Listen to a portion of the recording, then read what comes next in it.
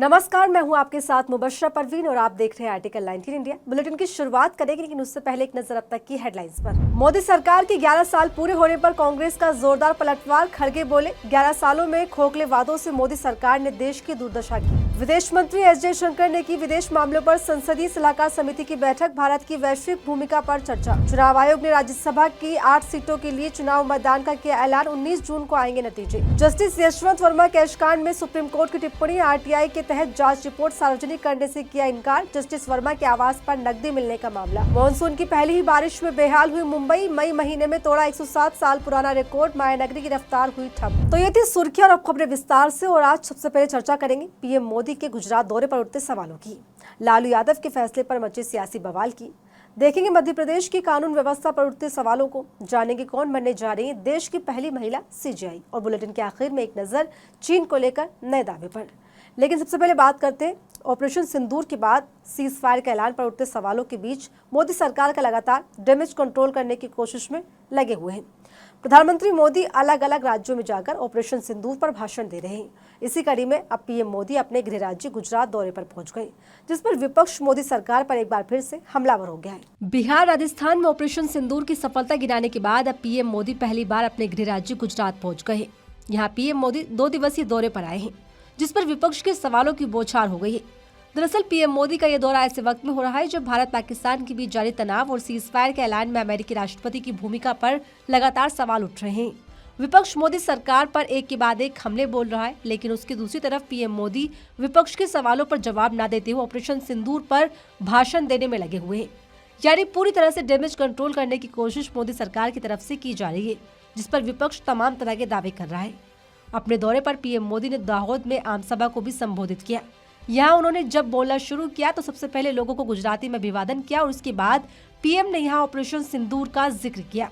मोदी ने अपनी तीनों सेनाओं को खुली छूट दी और हमारे शूरवीर ने वो कर दिखाया जो दुनिया ने पिछले कई दशकों से नहीं देखा था। हमने सीमा पार चल रहे आतंक के 9 सबसे बड़े आतंकी ठिकाने उनको ढूंढ निकाला, अता पता पक्का कर लिया और 22 तारीख को उन्होंने जो खेल खेला था, 6 तारीख रात को 22 मिनट में हमने उनको मिट्टी में मिला दिया। यादव के गुजरात में 2027 में विधानसभा चुनाव होने हैं। ऐसे में कहा जा रहा है कि पीएम मोदी ने ऑपरेशन सिंदूर की सफलता के बहाने गुजरात में सियासी बिछाद बिछाना शुरू कर दिया है। अपने संबोधन में ऑपरेशन सिंदूर की सफलता के साथ ही पीएम मोदी ने अपने दौरे के दौरान करोड़ों रुपए की लागत वाली कई विकास परियोजनाओं का भी शिलान्यास किया। संबोधन के बाद दाहोद में 9000 हॉर्स पावर इंजन प्लांट का उद्घाटन भी किया गया, जो कि चुनावी दावों के रूप में देखा जा रहा है। बता दें, इससे पहले पीएम मोदी बिहार में ऑपरेशन सिंदूर की सफलता गिनवा चुके हैं, जहां इसी साल चुनाव होने और अब गुजरात दौरे को लेकर भी यही दावे किए जा रहे हैं। विपक्ष इसको लेकर भी मोदी सरकार से सवाल कर रही है और पूछ रही है कि पुंछ का दौरा कब किया जाएगा। इधर बिहार की राजनीति में उस वक्त हलचल तेज हो गई जब आरजेडी अध्यक्ष लालू यादव ने बेटे तेज प्रताप यादव को 6 साल के लिए पार्टी से निष्कासित कर दिया और परिवार से भी बेदखल कर दिया। लालू यादव के इस ऐलान ने बिहार में सियासी भूचाल ला दिया है। हर कोई उनके इस फैसले पर सवाल खड़े कर रहा है। पप्पू यादव के बाद अब जीतन राम मांझी ने भी लालू यादव पर तीखा हमला बोला। तो क्यों लालू यादव के फैसले पर उठ रहे सवाल, आइए जानते हैं इस रिपोर्ट में। निजी जीवन में नैतिक मूल्यों की अवहेलना करना हमारे सामाजिक न्याय के लिए सामूहिक संघर्ष को कमजोर करता है। लालू यादव ने इन शब्दों का इस्तेमाल करते हुए अपने बड़े बेटे तेज प्रताप यादव को पार्टी और परिवार से बेदखल करके एक बड़ा फैसला ले लिया, जिसने बिहार की सियासत में एक उफान ला दिया। इस पर सवाल भी खड़े हो रहे हैं। याद हो कि यह फैसला आरजेडी की तरफ से उस वक्त लिया गया है जब बिहार में बस कुछ ही वक्त में विधानसभा के चुनाव होने हैं, जिस पर राजनीतिक जानकारों की माने तो लालू यादव को यह फैसला एक बड़ी सोची समझी और संतुलित चाल के तहत मालूम पड़ रहा है। इसके साथ ही इस फैसले पर तमाम सवाल भी उठ रहे हैं। खुद केंद्रीय मंत्री जीतन राम मांझी ने बड़ा सवाल उठाते हुए पूछा कि लालू प्रसाद यादव आज संस्कार और मर्यादा की बात करते हुए तेज प्रताप यादव के साथ कार्रवाई कर रहे हैं, लेकिन जब राबड़ी देवी ने ऐश्वर्या राय यादव को पीटा था तब क्या कोई कार्रवाई हुई थी? मांझी ने यह भी कहा कि जब दरोगा बाबू की पोती और चंद्रिका राय की बेटी को बेरहमी से घर से निकाला जा रहा था, उस वक्त आपके संस्कार क्यों नहीं जागे? गौरतलब है कि तेज प्रताप यादव के लव अफेयर और शादी की बातें सामने आने के बाद आरजेडी चीफ और उनके पिता लालू प्रसाद ने उन्हें पार्टी और परिवार दोनों से बेदखल कर दिया है।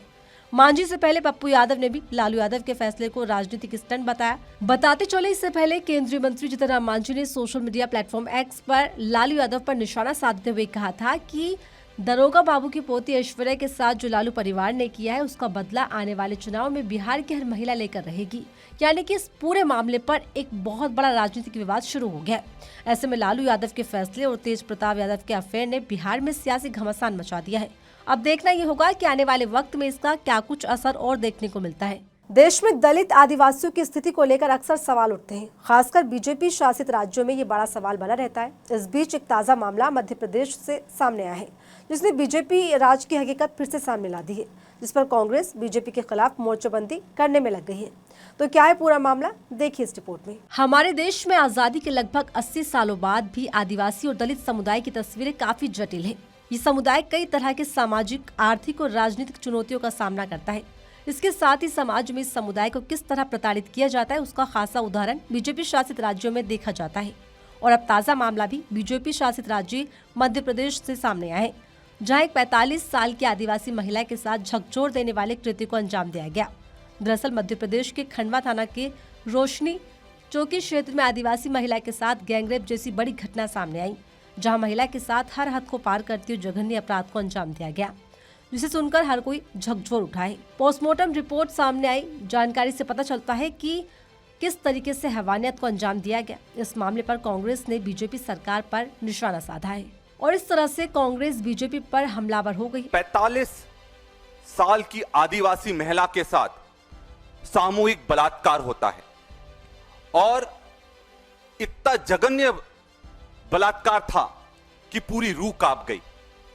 उसके बाद आरोपियों ने, जो कि शराब के नशे में थे, उन्होंने सरिया डालकर उनके बच्चादानी को बाहर निकाल दिया और इतनी बुरी तरह निकाला कि पूरी उनकी आंतें भी उस महिला की बाहर आ गई।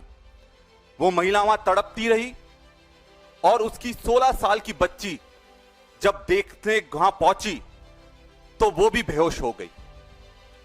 साथियों, इस तरह के अपराध मध्य प्रदेश में हो रहे हैं। जानकारी के मुताबिक मामले में पुलिस ने 2 आरोपियों के खिलाफ हत्या सहित दुष्कर्म का अपराध दर्ज किया है। लेकिन यहाँ बड़ा सवाल यह है कि ये खबर मेन स्ट्रीम मीडिया से पूरी तरह गायब है।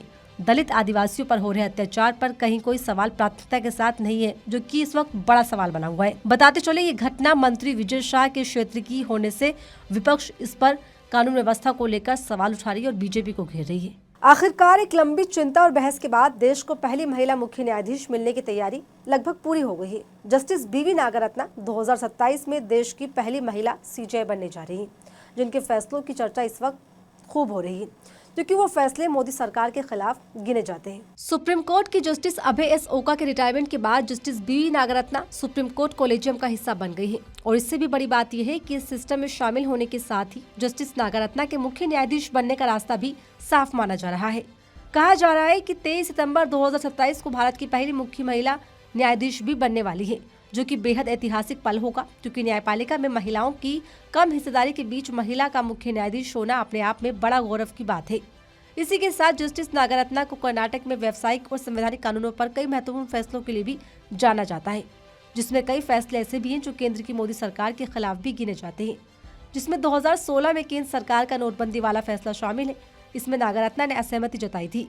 इसी के साथ बिल्किस बानो केस में भी जस्टिस नागरत्ना ने गुजरात सरकार के फैसले को पलटते हुए दोषियों की रिहाई को गलत ठहराया था, जो कि काफी हद तक मोदी सरकार के खिलाफ माने जाते हैं। ऐसे में जस्टिस नागरत्ना के सीजेआई बनने से कई बड़े बदलाव होने की संभावना जताई जा रही है। अब देखना होगा कि आगे सुप्रीम कोर्ट का क्या फैसला होता है। भारत पाकिस्तान में चल रहे विवाद के बीच चीन को लेकर एक चौंकाने वाला दावा सामने आया, जिसमें कहा गया है कि चीन चुपचाप भारत का पानी रोक रहा है। ये दावा सैटेलाइट डेटा के विश्लेषण से किया गया, जिस पर विपक्ष ने सवाल उठाने शुरू कर दिए हैं।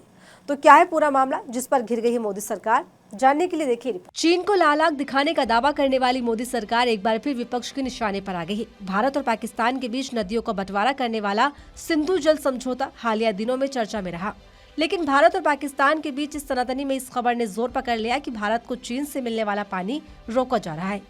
दरअसल दावा किया गया है कि भारत में बहने वाली सतलुज नदी के जल प्रवाह में पिछले कुछ सालों में 75% तक की गिरावट देखी गई है और ये दावा किसी आम रिपोर्ट का हिस्सा नहीं बल्कि सैटेलाइट डेटा के विश्लेषण से किया गया है। ऐसे में सवाल उठना लाजमी है कि चीन जानबूझकर भारत का पानी रोक रहा है। विपक्ष इस खबर के सामने आते ही मोदी सरकार पर हमलावर हो गई है। आम आदमी पार्टी ने इस पर सवाल किए हैं। एक्स पर लिखा, मोदी जी चीन को लाल आग कब दिखाओगे? चीन सतलुज नदी से आने वाले भारत के पानी को चुपचाप रोक रहा है। सतलुज नदी के जल प्रवाह में 75% की कमी आई है। चीन को लाल आग दिखाने का जुमला देने वाले मोदी जी वहां के राष्ट्रपति को झूला झूला रहे थे और आज चीन अपनी सभी सीमाएं पार करते जा रहा है। इसी के साथ रिपोर्ट ये भी है कि भूस्थानीय शोधकर्ता और नासा के पूर्व station manager doctor Y Nityanand ने सैटेलाइट से मिले सतलुज पर प्रवाह के डेटा पर रिसर्च की। डेटा बताता है कि भारत में सतलुज नदी के पानी में भारी कमी आ गई। पानी के बहाव में ये कमी नदी के तिब्बत से भारत की सीमा में प्रवेश करने से पहले हो रही है। रिपोर्ट्स में ये भी साफ कहा गया है कि सतलुज नदी से भारत में आने वाले पानी की मात्रा पिछले 5 सालों में 75% से ज्यादा कम हो गई है, जिस पर एक्सपर्ट्स की राय है कि इस खबर ने भारत की चिंता बढ़ा दी है। ऐसे में विपक्ष मोदी सरकार से सवाल कर रहे, देखना होगा कि मोदी सरकार इस पर क्या जवाब दे पाती है। तो फिलहाल इस बुलेटिन में मेरे साथ इतना ही। ऐसी तमाम खबरों के लिए बने रहिए मेरे साथ और देखते रहिए आर्टिकल 19 इंडिया।